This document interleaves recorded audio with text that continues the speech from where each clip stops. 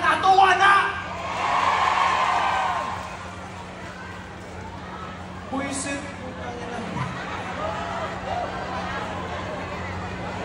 Murag yung unsa dayta, wa ta nang lihok, wa ta gagawas, wa ta gamata kada buntag para manarbaho niya bubayad og buwis. Unya ingnon ninyo inyuhan ang gikan pagagnaw.